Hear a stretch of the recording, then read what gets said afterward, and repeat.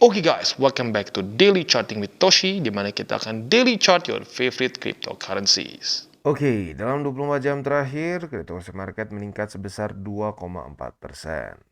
Dengan total market cap mencapai di 1,06 triliun US dollars.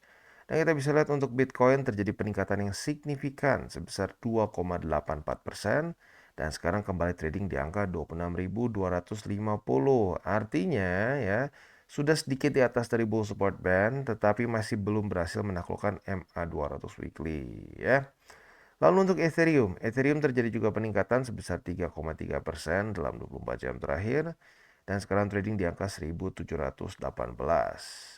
Untuk BNB juga terjadi peningkatan kurang lebih kalau dibuatkan sekitar 1% dalam 24 jam terakhir dan sekarang trading di angka 240 USD. Untuk XRP, dia malah lanjut lagi koreksi sebesar ya kurang lebih 2% lagi dan sekarang trading di angka 47 sen. Dan untuk Cardano, dia terjadi koreksi juga sebesar 0,12% di angka 26 sen. Untuk Dogecoin, dia meningkat sebesar 0,63%. Untuk Tron, koreksi juga sebesar 0,35%. Dan yang terakhir untuk Solana. Nah, Solana kita bisa lihat mulai recovery ya. Yang meningkat sebesar 3,75% dan sekarang trading di angka $15 lebih 33 sen ya. Nah, selanjutnya untuk Bitcoin dominance kita bisa lihat ya kembali meningkat sebesar 0,23%, which is quite good ya. Volume sayangnya sedikit turun, tapi overall masih oke ya. Oke, sebelum kita lanjut ke ekonomi kalender, kita akan dengar dulu pesan-pesan dari sponsor kita pada hari ini. Okay, today's video is brought to you by Bybit, di mana kita bisa trade berbagai macam cryptocurrency aset dengan cara yang berbeda-beda. Buat kalian yang ingin akumulasi secara spot, tentunya kita bisa lakukan di sini. Derivatif juga bisa, ada juga pasar NFT, dan tentunya setelah kalian akumulasi, jangan lupa juga kalian bisa menikmati earn atau menikmati bunga lah kesannya ya di Bybit Earn. Bisa APY-nya tertinggi bisa mencapai 18%. Nah, tentu juga buat kalian yang ingin membeli kripto dengan lebih mudah ya dengan cara yang lebih simpel, bisa juga langsung menggunakan kartu kredit atau debit card juga di sini.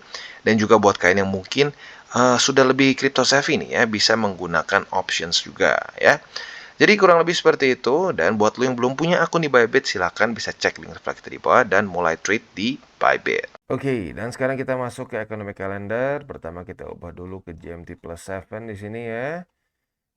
Dan kita lihat untuk hari ini sesuai dengan pembahasan kemarin ya, tidak ada yang terlalu penting. Semuanya cenderung hanya bintang 2 dan bintang 1 saja. Untuk besok kayaknya masih sama ya, soalnya udah mulai weekend. Bahkan gak ada event sama sekali untuk besok ya. Jadi pada hari ini dan besok lebih fokus ke technical analysis ya. Nah, good newsnya kita bisa lihat sendiri ya. Indeks dolar sekarang udah 101, tapi kemungkinan kalau di trading view sedikit beda lah. Nanti kita lihat detail di belakang ya. Oke, sekarang kita akan masuk ke newsnya. Dan news kita pada hari ini datang dari Belanda ya. Di mana Binance sekarang memutuskan untuk keluar dari Belanda setelah gagal untuk mendapatkan license di sana ya. Nah, jadi seperti yang kita tahu ya, kayaknya setengah tahun yang lalu ya, di mana Binance ini berusaha untuk masuk ke Belanda dan mendapatkan ini, Virtual Asset Service Provider. Tetapi sayangnya tidak berhasil. Ya, jadi akhirnya dia putuskan untuk tarik diri dari Belanda dan sampai nanti tanggal 17 Juli residen dari Dutch resident atau para rakyat Belanda hanya bisa withdraw saja dari platform, tidak bisa lagi trading. Ya which is ya oke lah ya, WD saja dibandingkan FTX, nggak bisa WD, nggak bisa apa-apa ya.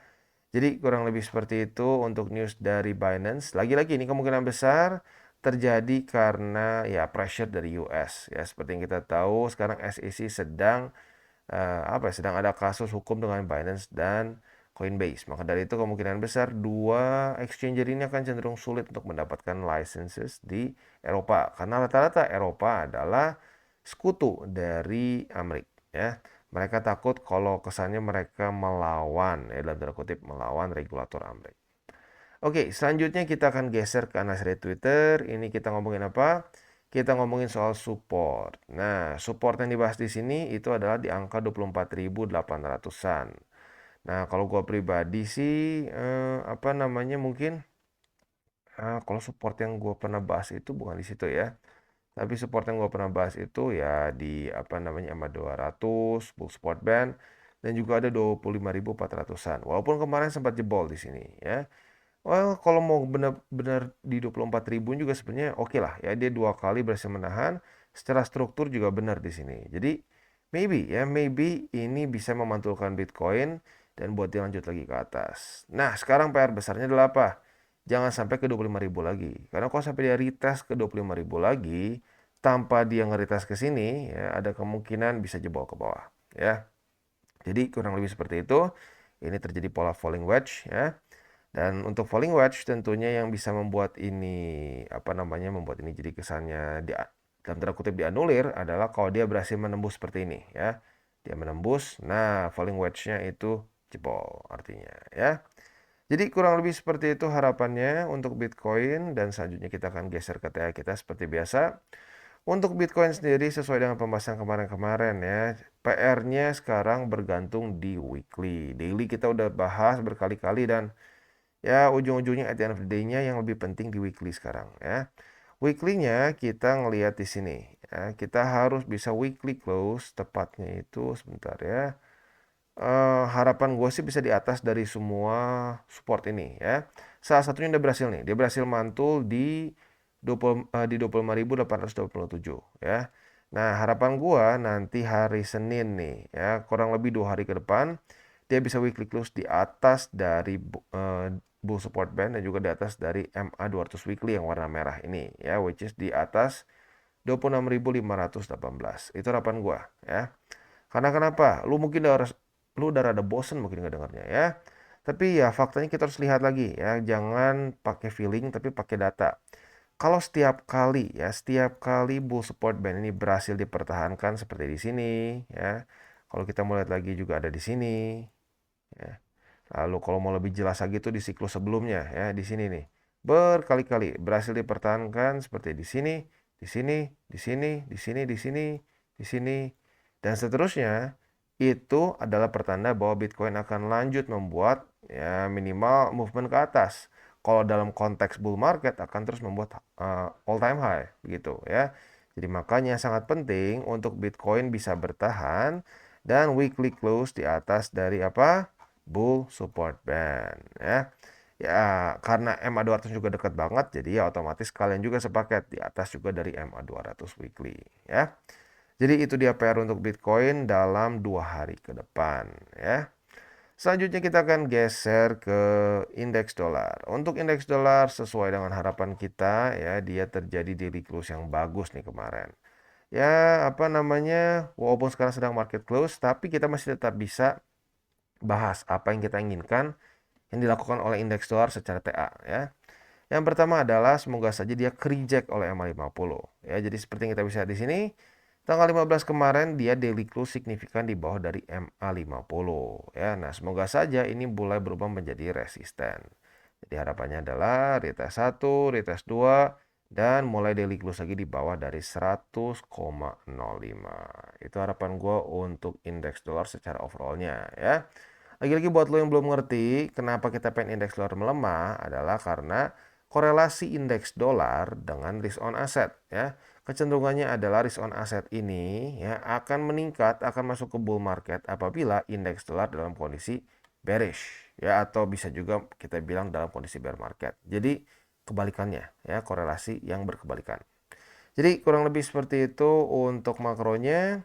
Selanjutnya kita akan geser ke buy limit, tetapi seperti biasa nih, sebelum kita masuk, gua akan disclaimer dulu bahwa semua konten dari Toshi Crypto Indonesia ini bukanlah financial advice. Ini semua bentuknya adalah edukasi. Sekali lagi, bukan financial advice. Ini semua bentuknya adalah edukasi. Lalu bagaimana cara untuk mendukung TCI? Ada banyak caranya. Bisa like our video, bisa share our video, atau juga bisa menggunakan link referral kita di bawah.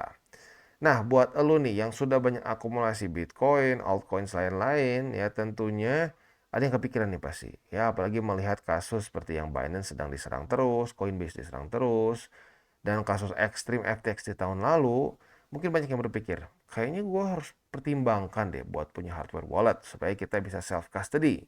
Nah, bagus ya, tetapi jangan asal belinya. Ya, gue sangat sarankan untuk beli di Encrypt. Kenapa? Karena Encrypt ini adalah authorized reseller dari berbagai macam brand yang ada di bawah sini ya. Ada SafePal, Cool Wallet, ada OneKey, ada Trezor, dan lain-lain ya. Jadi kita nggak perlu lagi takut mikirin, aduh bang ini kira-kira si ininya legit nggak ya, asli nggak ya, atau compromise nggak ya bang. Tenang, ini semua masih sealed dan gue pribadi sudah sempat review 2 kali. Ada 2 produk yang sudah review di sini ya.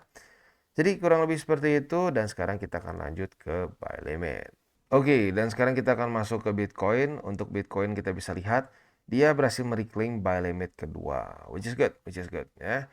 Jadi untuk sekarang buy limit dari Bitcoin yang masih bisa kita gunakan adalah buy limit kedua di 25.733 dan buy limit ketiga kita di 25.135.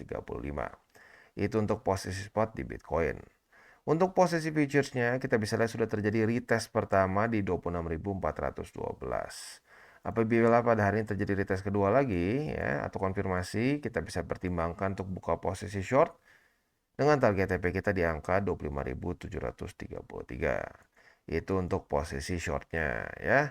Untuk posisi longnya tinggal kita balik logikanya, retest 1, retest 2 di 25.733 sebagai support. Kita bisa buka posisi long dengan target TP kita di 26.412. Tetapi kalau sampai dia berhasil tembus dan daily close di atas dari 26.400, itu scenario yang lebih kita inginkan sebenarnya ya. Kita bisa pertimbangkan juga untuk buka posisi longnya di atas ini apabila terjadi retest 1, retest 2 di 26.400 sebagai support ya. Dan target TP-nya bisa di 27.000. Oke, dan sekarang kita masuk ke Ethereum. Dan untuk Ethereum kita bisa lihat di sini ya. Dia berhasil menembus, ini berarti buy limit keberapa nih? Buy limit pertama berarti ya. Karena kemarin buy limit kedua dan ketiga sudah kena. Jadi buat lo yang sudah akumulasi di bawah-bawah sini pasti sudah senyum-senyum sendiri ya. Nah, jadi untuk buy limit kita update lagi. Yang sekarang kita bisa pasang adalah buy limit pertama di 1705,17. Buy limit kedua di 1660. Dan buy limit ketiga kita di MA200 yang tepatnya ada di angka 1638. Itu untuk posisi spot di Ethereum. Untuk posisi futuresnya sayangnya kemarin baru retest 1 ya di sini. Jadi kita belum dapat posisi long. Nggak apa, mungkin belum rezeki ya. Nah untuk selanjutnya apabila terjadi retest 1, retest 2 di 1705 sebagai support, kita bisa pertimbangkan untuk buka posisi long dengan target TP kita di angka 1780. Itu untuk posisi longnya ya.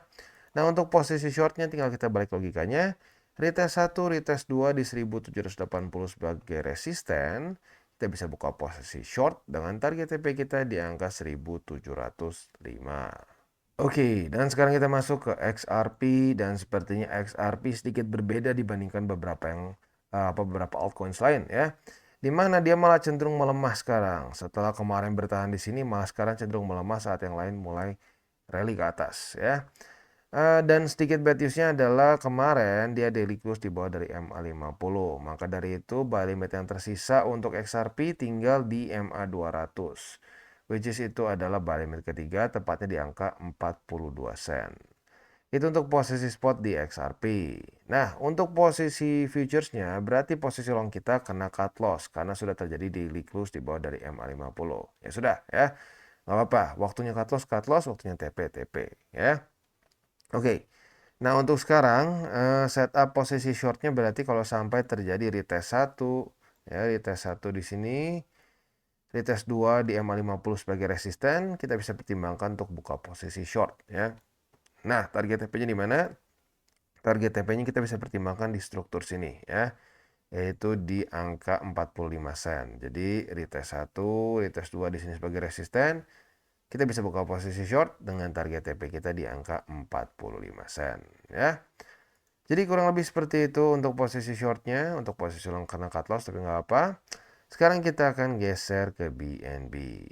Oke, dan selanjutnya kita masuk ke BNB, dan untuk BNB kita bisa lihat di sini ya. Kemarin ada rally tetapi belum berhasil untuk reclaim 240,2. Jadi untuk sekarang buy limit masih sama seperti kemarin ya, berarti yang tersisa hanya tinggal buy limit ketiga saja ya, yaitu di angka 230,8. Untuk posisi futuresnya kemarin sudah terjadi retest 1 ya. Di sini ya, retest 1, retest 2 di resisten. Jadi kemungkinan besar lo sudah punya posisi short sekarang dalam keadaan ya mungkin inilah ya plus-plus karena masih belum terlalu turun ke bawah. Nah, target TP posisi short kita di sini adalah di angka 230,8 ya. Nah, untuk posisi longnya otomatis masih sama seperti kemarin. Apabila terjadi retest 1, retest 2 di 230,8 sebagai support, kita bisa pertimbangkan untuk buka posisi long dengan target TP kita di angka 240,2 ya. Jadi kurang lebih seperti itu setup untuk PNB. Oke, dan sekarang kita masuk ke Phantom. Nah, untuk Phantom perbedaannya adalah dia berhasil mantul di 25 sen, which is good ya, tidak seperti XRP. Dia mulai menemukan momentumnya sekarang ya, walaupun sedikit concerning volume mulai turun ya. Nah, untuk posisi spotnya masih sama seperti kemarin. Buy limit kedua masih aktif di 25 sen. Harusnya udah kena sih buat lo yang sudah pasang kemarin. Lalu buy limit ketiga di 24 sen. Itu untuk posisi spot di Phantom. Nah, untuk posisi futuresnya kita sudah dapat posisi long sebenarnya kemarin ya. Retest 1, retest 2 di sini. Nah, kena target TP tapi belum sayangnya ya. Tinggal dikit lagi. Tapi baik lagi tergantung lu sih. Kalau lu konservatif kan suka diturunin tuh sesuai yang pembahasan gua dari kemarin-kemarin. Harusnya kalau turunin sedikit udah kena. Tapi kalau lu pas banget naruhnya di 27 sen, ya kemungkinan besar belum kena ya. Itu untuk posisi long. Untuk posisi shortnya tinggal kita balik logikanya. Retest 1, retest 2 di 27 sen sebagai resisten. Kita bisa pertimbangkan untuk buka posisi short dengan target TP kita di 25 sen ya. Jadi kurang lebih seperti itu untuk setup di Phantom dan juga ending dari DCBT kita pada hari ini. Seperti biasa gue ingatkan, jangan pakai uang panas, jangan over leverage, dan berpikirlah jangka panjang untuk kripto. Karena gini loh, at the end of the day, oke nggak trading futures? Oke banget. Ya, gue pribadi udah sering profit juga. Tetapi ya, kalau dibandingkan dengan posisi spot jangka panjang gua, secara persentase profit itu jauh ya. Jauh dan resiko lebih sedikit menurut gua. Ya, maka dari itu tetaplah fokus di spot jangka panjang kita dengan aturan 70-30 ya. 70% BTC Ethereum, 30%-nya baru di altcoins. Atau kalau mau lebih konservatif lagi boleh 80-20 ya. 80% di BTC Ethereum, 20% di altcoins. Buat elu yang sekarang terlalu berat di altcoins mulai kerasa kan? Kenapa pentingnya kita bikin portofolio yang balance? Gedenya di BTC dan di Ethereum. Karena seperti ini ya. Saat terjadi guncangan di market, BTC dan Ethereum cenderung lebih bertahan dibandingkan dengan altcoins lain ya. Jadi kurang lebih seperti itu, dan seperti biasa gue ingatkan lagi ya, hari ini dan besok tidak ada data terlalu penting. Jadi kita lebih bisa fokus ke technical analysis. Oke guys, jadi itu adalah akhir dari segmen DCWT kita pada hari ini. Dan jangan lupa bagi kalian yang merasakan manfaat dari segmen ini, jangan lupa untuk share ke teman-teman kalian. Dan apabila lu pengen mensupport channel kita, ya TCI, jangan lupa untuk menggunakan link referral kita di bawah. Nggak wajib ya, tetapi apabila lu menggunakan link referral kita di bawah, ada macam-macam ya, dari Bybit, Huobi, Maxi, toko kripto, dan banyak lagi ya. Ya, walaupun nggak wajib, tapi kalau menggunakan link referral kita, lu secara langsung membantu perkembangan dari TCI. Dan satu lagi, jangan lupa juga untuk join Telegram group kita, di mana kita bisa ngobrol-ngobrol santai mengenai dunia cryptocurrency secara dua arah.